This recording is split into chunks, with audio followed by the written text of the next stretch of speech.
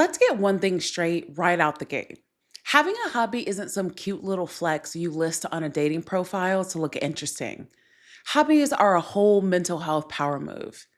So let's look into what science says about hobbies, why they're powerful for your mind, body, and spirit, and how to get started with one even when life feels chaotic, overwhelming, or like it just won't let up. Welcome back to Savvy Psychologist. I'm your host, Dr. Monica Johnson. Every week on this show, I'll help you face life's challenges with evidence based approaches, a sympathetic ear, and zero judgment. Look, I know a lot of us were raised to think that rest is earned and joy is conditional, but baby, that's a lie. You don't need to earn your hobby. You don't need to monetize your talent. You don't have to turn your peace into productivity. You get to play just because you're alive. Your joy doesn't need permission. It needs a little space. It needs curiosity. It needs to not be judged. Let's discuss some of the benefits of hobbies. Number one, hobbies reduce stress and improve mental health. A 2015 study found that people who engaged in leisure activities had lower blood pressure, lower cortisol, which is the stress hormone, fewer depressive symptoms, and greater life satisfaction. Just 30 minutes a day made a significant difference. Imagine that. Half an hour of joy can recalibrate your whole nervous system. Number two is that hobbies build social connection. Whether it's a dance class, knitting circle, or local chess club, hobbies are one of the best ways to meet people outside of your usual stress bubble. Social support is one of the strongest predictors of mental health and resilience.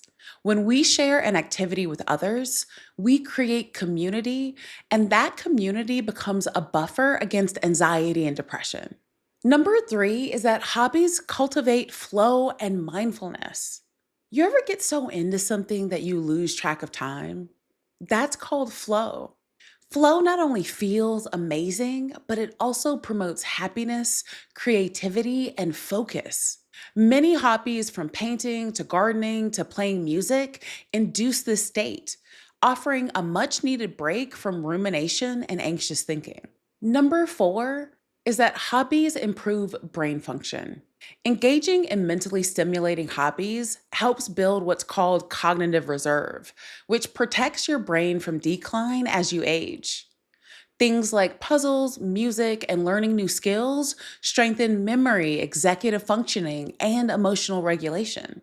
Number five, hobbies are powerful tools in trauma recovery. For trauma survivors, hobbies can help in identity reconstruction, emotional regulation, and creating safe experiences of joy. Trauma informed research highlights the importance of rhythm, creativity, and play in healing the nervous system. In short, hobbies can be therapy adjacent, a way to safely re engage with the world. Let's be real. If you're living under capitalism, caregiving, navigating racial trauma, minority stress, or recovering from burnout, the idea of just start a hobby might sound like a cruel joke. In this world, rest and pleasure don't come naturally. They often feel like a luxury, not a right. But that's exactly why we need hobbies. Not for hustle, not for the gram, but to reclaim our joy. Here's a step by step guide on how to do it. Number one is to check your shoulds at the door. If you're saying, I should journal, I should work out, pause. You're not doing this for grades or gold stars. Choose a hobby that makes you curious or lights up your inner child, not what you think looks impressive. One way to dial in to what to choose is to ask yourself, what did I love doing as a kid when no one was watching? Number two is to start small, like micro habits small. Research shows that small, sustainable steps beat big, unsustainable goals every single time. If you want to start painting, don't buy $300 worth of supplies. Start with a notepad and one cheap watercolor set. Try 5 minutes a day, 3 times a week, and build slowly. Number three is to make it low stakes and imperfect. Perfectionism is a hobby killer, especially if you've internalized messages that you need to be exceptional to be worthy. Let this be your messy space. Research shows that leisure activities lose benefits when they become performance driven. Your motto should be, this doesn't have to be good, it just has to be mine. And please don't look to any of the social medias. I watched a video that broke my heart because this woman wanted to stop coloring because she didn't color as well as others who posted on TikTok. This is exactly why they say that comparison is the thief of joy. It's coloring. If you like it, do it. Coloring outside the lines isn't only for kids. Number four is to attach it to something that you already do. This is called habit stacking. So you want to connect the hobby to an existing routine. You can crochet while watching TV, spend 15 minutes practicing the piano while waiting for the oven to preheat, or color while you're waiting to pick up your child. Number five is to create a ritual or cue. The brain loves predictable structure, so create a cue that lets you know it's hobby time. Light a candle, put on a playlist, have a dedicated chair. Give your nervous system the memo. This is your time. Number six is to join a community if you want.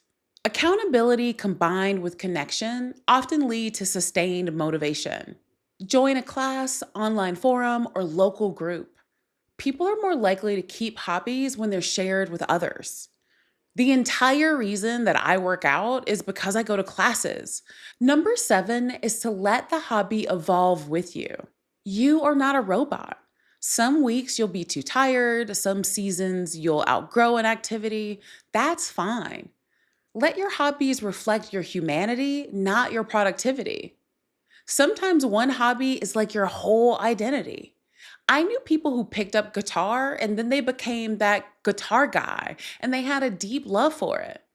Others of us have multiple hobbies that come in and out of our lives, and that's okay too. Let me say it plain. You deserve pleasure that doesn't need to be monetized, validated, or optimized. Doing things that feed your spirit and are completely yours is a necessary component of life. So pick up the paintbrush, the pen, the seeds, fix that old car, or dance in the living room like the rent is paid and your ancestors are cheering you on. Because they are. What's your hobby? Let me know. You can contact me via Instagram at GuideMindPsych or via my email at psychologist@quickanddirtytips.com. The Savvy Psychologist is a quick and dirty tips podcast. It's audio engineered by Steve Rickyberg. The director of podcasts is Holly Hutchings. Our podcast and advertising operations specialist is Morgan Christensen. And Nathaniel Hoops is our marketing contractor. Follow Savvy Psychologist on Apple Podcasts, Spotify, or wherever you listen to podcasts. That's all for this episode of Savvy Psychologist. Thanks for listening, and I'll see you next week.